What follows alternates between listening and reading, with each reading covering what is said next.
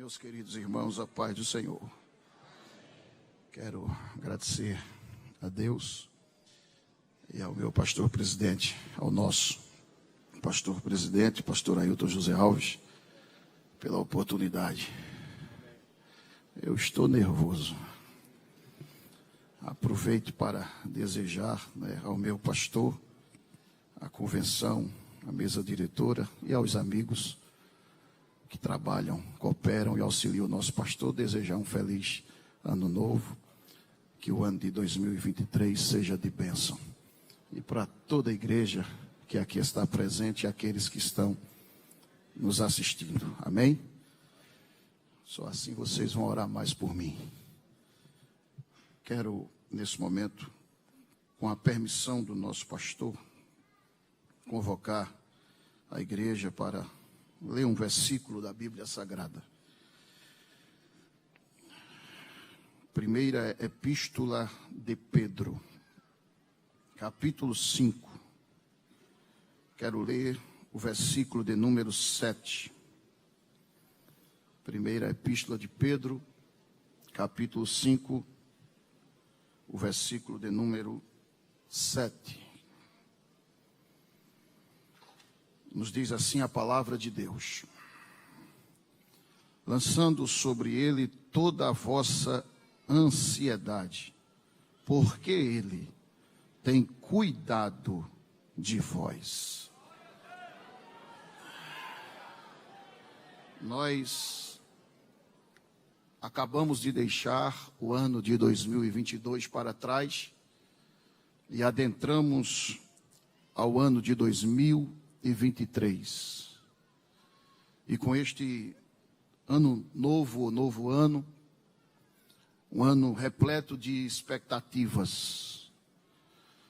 E essas expectativas geram em nós preocupações, porque não sabemos como será o ano de 2023. Se pior, se igual, nós esperamos que seja melhor.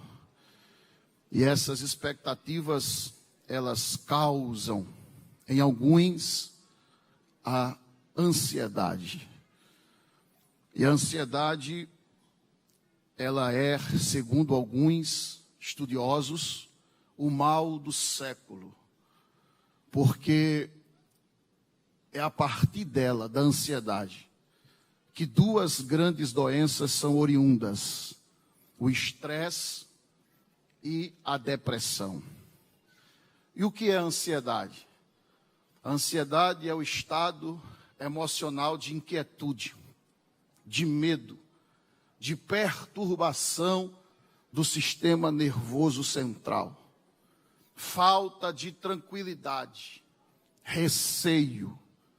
A palavra ansiedade no original significa preocupação, inquietação.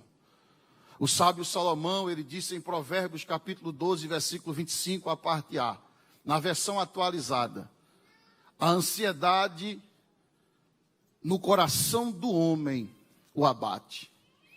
Esse mesmo versículo na versão NVI, Nova Versão Internacional, diz: o coração ansioso deprime o homem. Na versão da Bíblia denominada Viva está escrito assim: um coração ansioso deixa o homem frustrado.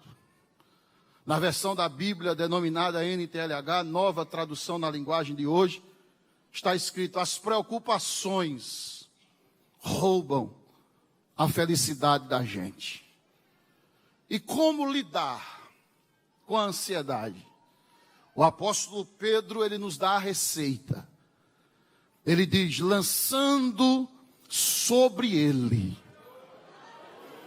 toda a vossa ansiedade, as preocupações pessoais, as angústias familiares, a ansiedade pelo presente, as preocupações pelo futuro. E o verbo lançar é literalmente pegar todo o fardo que nós estamos carregando, numa linguagem coloquial, fazer uma trouxa bem grande e literalmente arremessar sobre Jesus. E sabe o que é que ele faz? Ele pega e diz assim: deixa comigo. O apóstolo Paulo ordenou aos cristãos de Filipos que eles não estivessem inquietos por coisa alguma. Filipenses 4:6. Por quê?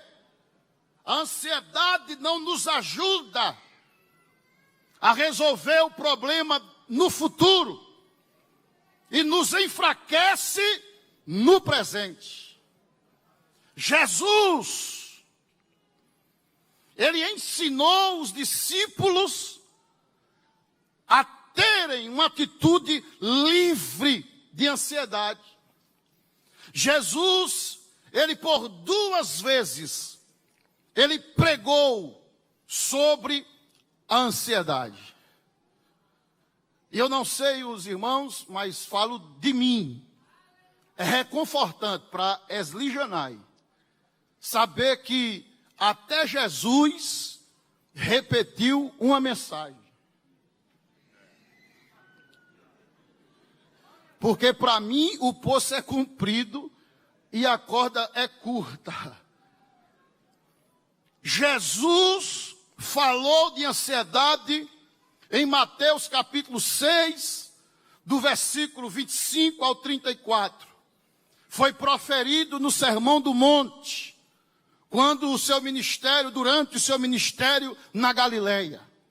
E ele falou novamente sobre ansiedade em Lucas capítulo 12, do versículo 22 ao 34, lá na Pérea, nos últimos 6 meses de vida de Jesus. E eu descobri que era um hábito, era costume do rabi da Galileia repetir ensinos iguais, quando as necessidades eram as mesmas.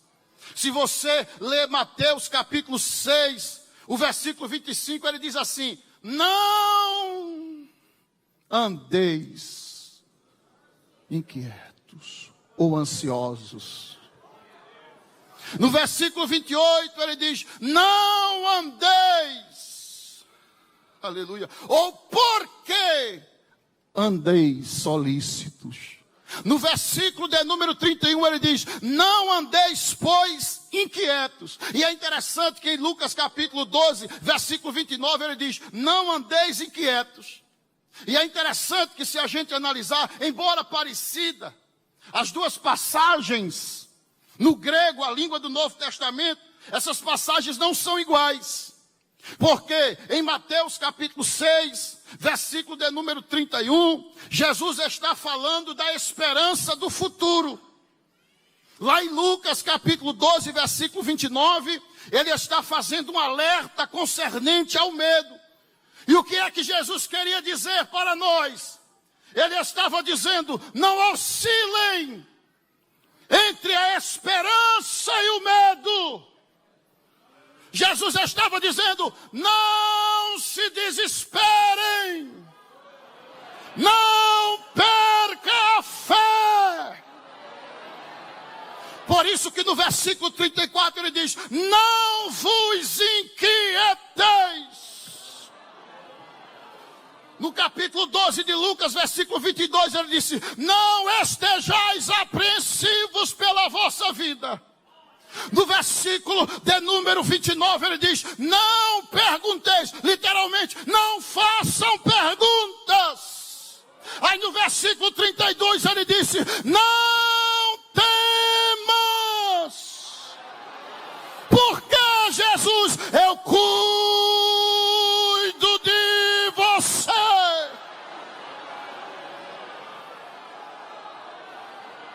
E cuido nos mínimos detalhes.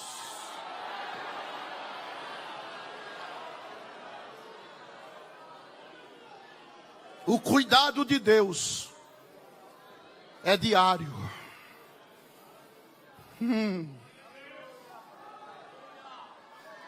O Salmo 68, versículo 19, na versão atualizada, diz: bendito seja o Senhor que dia a dia, cotidianamente, diariamente, leva o nosso fardo.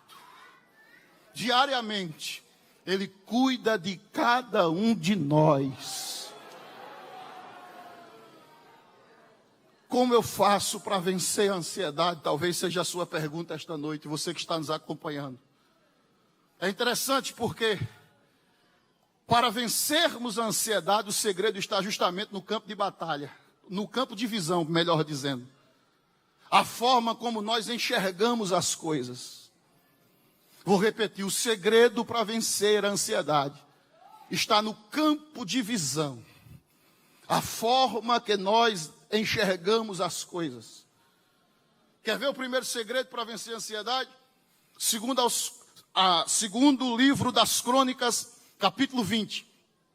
A Bíblia diz que os filhos de Amon, de Moabe, os amonitas, se reuniram todos e foram à peleja contra Josafá.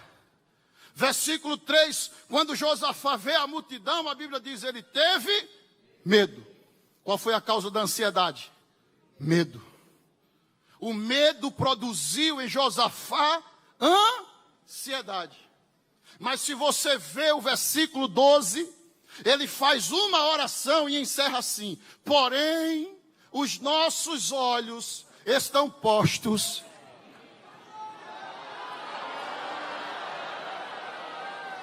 Repita após mim: tire os olhos do problema e coloque naquele que pode resolver o problema.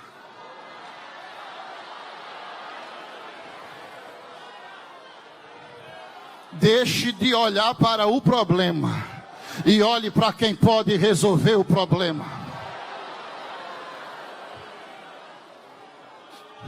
Segundo segredo para vencer a ansiedade. Segundo o livro dos Reis, capítulo 6, versículos 15, 16 e 17. Você conhece a história do capítulo 6 do segundo livro dos Reis. O rei da Assíria pensava na cama de dormir. A fiação de Eliseu era tão séria com Deus, que Deus revelava a Eliseu o que ele maquinava e dizia na cama de dormir.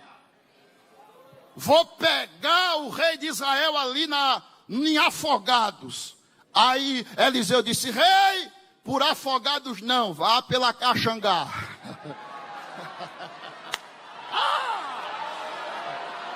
Aleluia.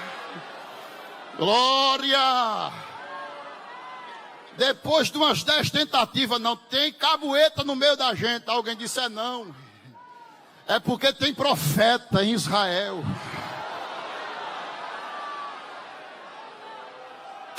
Aleluia! Tem profeta em Israel que ainda conversa com Deus e Deus conversa com ele. Aí o rei disse: vamos pegar esse camarada. Aí foi, mandou os carros, mandou os cavalos, mandou, a Bíblia diz, um grande exército. E de madrugada cercaram a casa de Eliseu.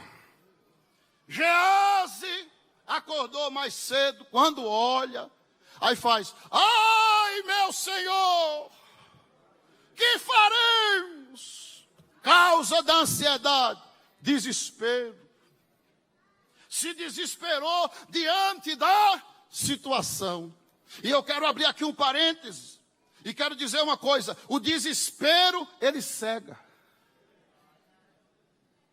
Quem lembra da passagem de Gênesis capítulo 21, do versículo 14 ao 21, de Agar, quando acabou o pão e a água do odre, deixou o menino debaixo de uma árvore, se afastou, e começou a chorar, entrou em desespero.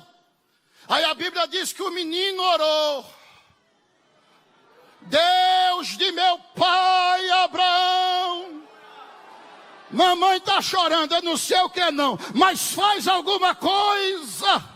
Aí o anjo apareceu para Agar e disse: Agar, Deus ouviu a voz do menino. Olha o que a Bíblia diz. A Bíblia não diz que Deus abriu um poço. A Bíblia diz que Deus abriu os olhos de...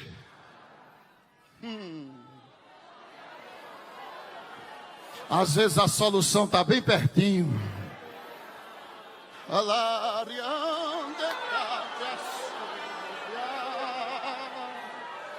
Jesus está presente aqui neste lugar e está dizendo, às vezes a solução está perto e você não está vendo. Sabe por quê? Por causa do desespero. Mas esta noite o Senhor está dizendo assim para você e dando a ordem aos teus olhos: Efatá, abre-te. Os seus olhos serão abertos hoje e você verá. Diga para a pessoa que está ao seu lado, não olhe para as circunstâncias. Diga aí para ela, diga para ele. Diga, não olhe para as circunstâncias. Olhe para a solução.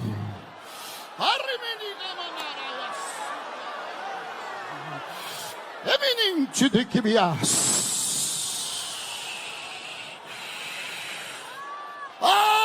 meu Senhor, que faremos? Acorda, Eliseu, que foi, moço? Que foi, Geás? Olha ali, homem de Deus. Olha, nós estamos perdidos. Olha que tanto carro, olha que tanto cavalo, olha o exército. Aí Eliseu olhou para ele e disse: meu Deus, oh Senhor, abre os olhos de Geás. Geás, mais são os que estão conosco, Geás, do que o que estão com eles. Abre os olhos deles, Senhor, abre. Aí os olhos de Geás foram abertos. Aí quando ele olhou, olha Geás, olha por trás, vê carros, cavalos, anjos de fogo voando de um lado para o outro com as...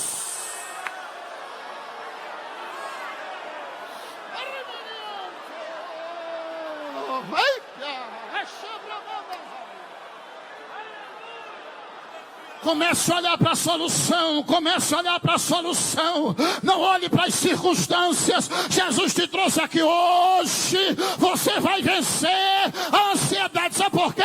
Porque raízes depressivas estavam descendo dentro do teu coração. Mas hoje Jesus está fazendo uma cirurgia.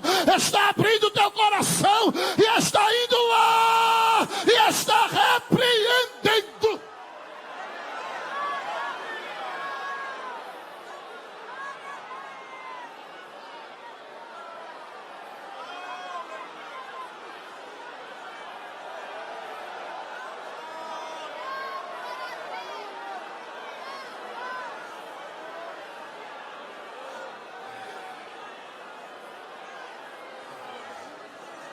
Terceiro segredo. Aleluia. Aleluia.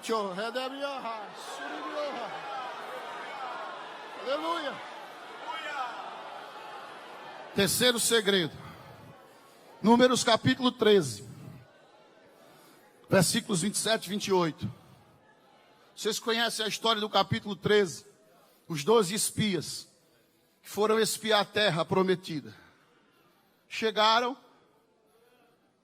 10 trouxeram um relatório e 2 apresentaram outro relatório, o oposto do outro.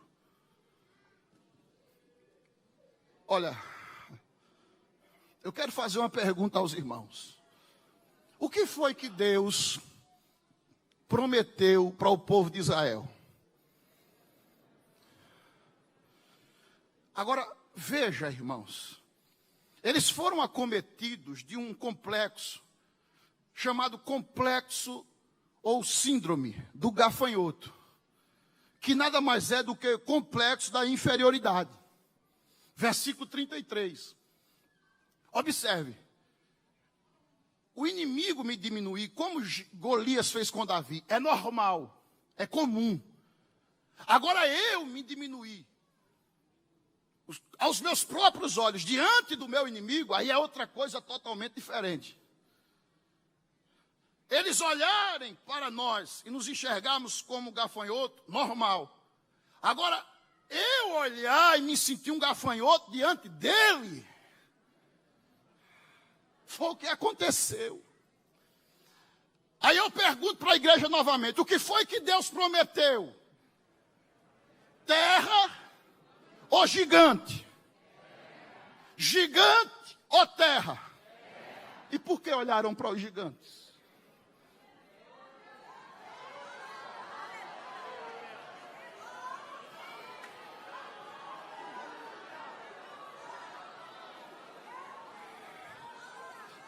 Diga aí para esse irmão que está ao seu lado aí em casa. Quem não gostar, não diga. Diga, deixe de olhar para os gigantes e olhe para a promessa.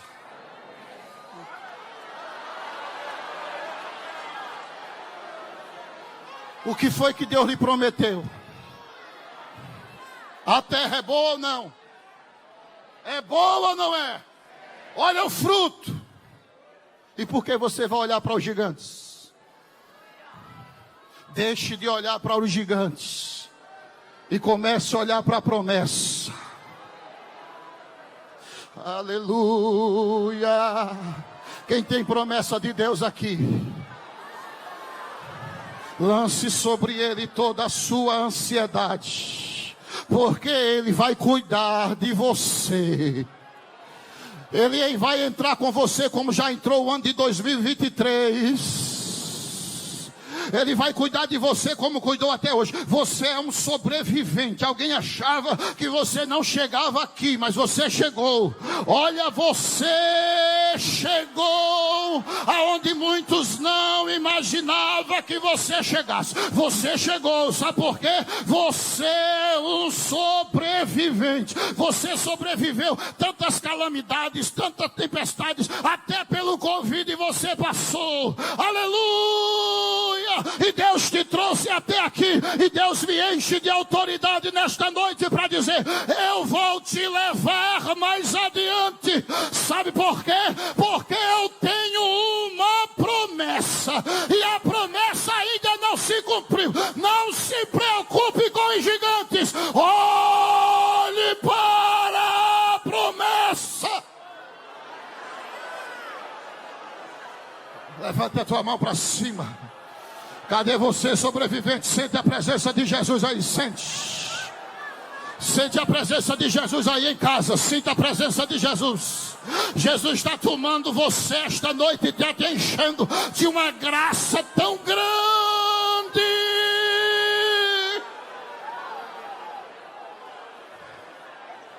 Meu pastor presidente, amigos, companheiros de labuta, convenção, diretoria, igreja do Senhor Jesus Cristo, irmãs do ciclo de oração adulto infantil, departamento de união de jovens do PROAT, meus irmãos, minhas irmãs, obreiros, diáconos, presbíteros, auxiliares, cooperadores. Deus colocou uma palavra esta noite em meu coração para dizer para vocês: não tenham medo, não fiquem assustados.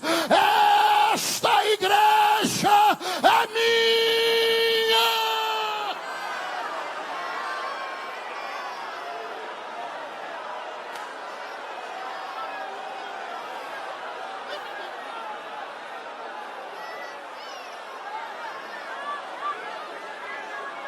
Que Jesus está fazendo e vai fazer. Coloque a mão aí no ombro dessa pessoa que está ao seu lado aí. Coloque a mão no ombro. Se os obreiros quiserem colocar, coloque também. Vai ser chumbo grosso hoje aqui. Está descendo a graça do céu que vai tomar crente aqui nesta noite. Porque Deus está dizendo: eu cuido, eu cuido, eu cuido, eu cuido, eu cuido. Eu cuido aqui, eu cuido lá. Eu cuido no Recife, eu cuido na Mata Norte, eu cuido na Mata Sul. Eu cuido no Agreste, eu cuido no Sertão. Cuido.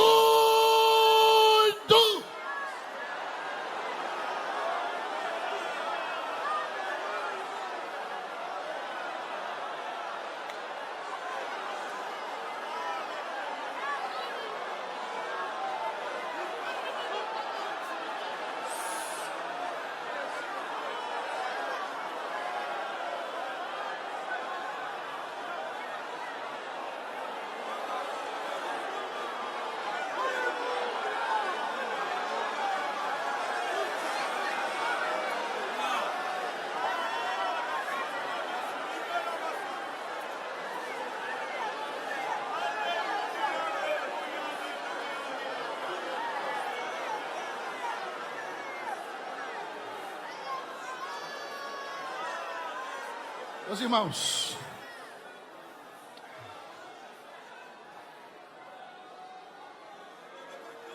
aleluia.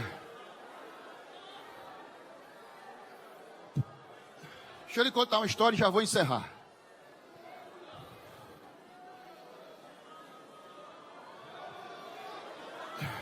Eu cooperava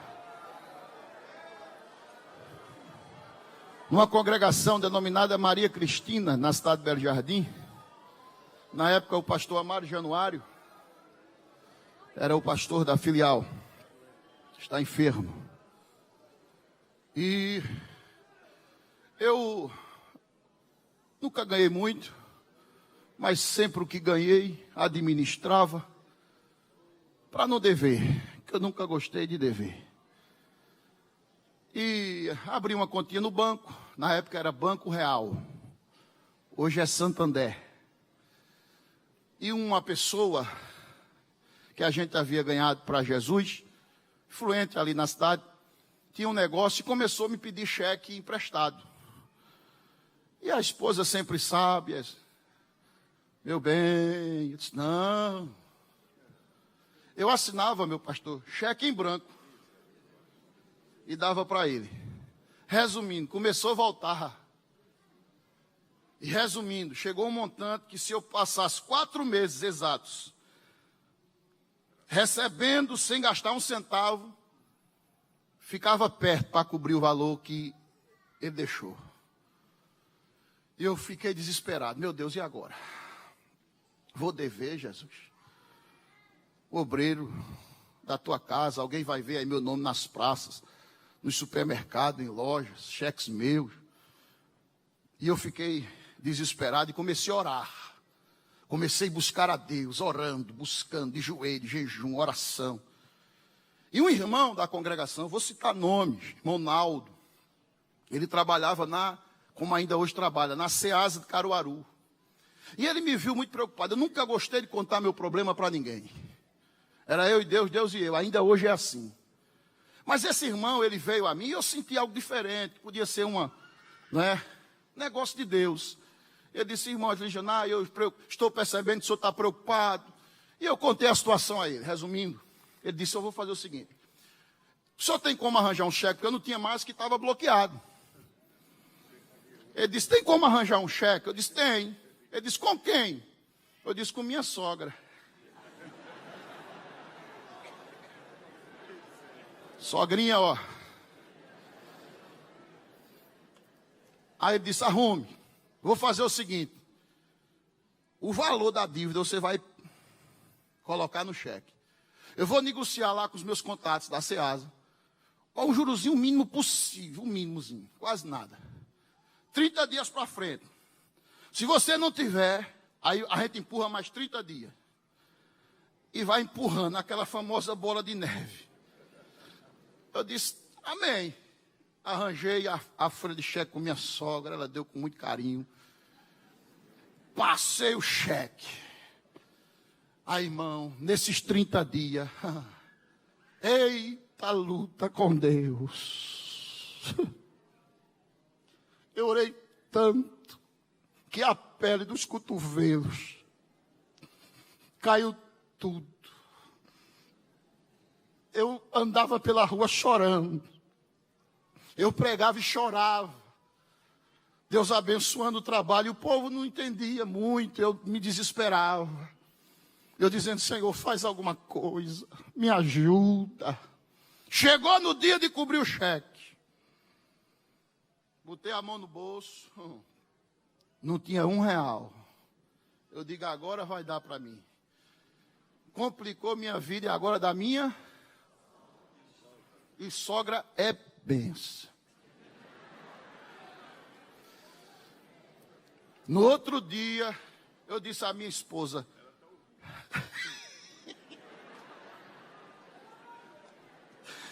meu pastor, no outro dia, eu disse à minha esposa, vá no banco. Quando ela foi, o cheque havia sido coberto. Aí eu disse, pronto, complicou. Por quê? Minha sogra, ela vende perfumes. E quem faz a movimentação da conta era a minha esposa, quando morava com ela. E ela sempre depositava dinheiro para cobrir cheque dela. E era um valorzinho bom. Eu disse, pronto, agora o cheque entrou. Tinha dinheiro dela na conta para cobrir outros compromissos. E o cheque. Aí eu botei a mão na cabeça. Ligue para ela. Aí ela vai no orelhão, que a gente nem crédito tinha para ligar. Quando ela liga, mãe, olhe, oi minha filha, como está? Está tudo bem. É sobre aquele cheque. Menina, eu nem te falo. Que foi, mãe? Olha, eu ia ligar, acabei esquecendo. Ontem, ligou um cidadão para mim lá de São Paulo, eu nem conheço. A senhora Josefa Maria da Silva, ela disse, sou. A senhora tinha um cheque para ser coberto hoje no valor. Aí disse o valor, ela disse, era do meu. Aquele abençoado. Aí ele disse, não se preocupe, diga a ele. Por quê? Esse cheque estava dentro de um carro forte lá para as bandas de São Paulo. E assaltaram esse carro forte. E encheram de dinamite, os anjos botando dinamite dentro dele. E explodiram o carro forte. Mas diga a ele que não se preocupe. Por quê? Porque o seguro vai cobrir o cheque. Levante a mão e dê glória.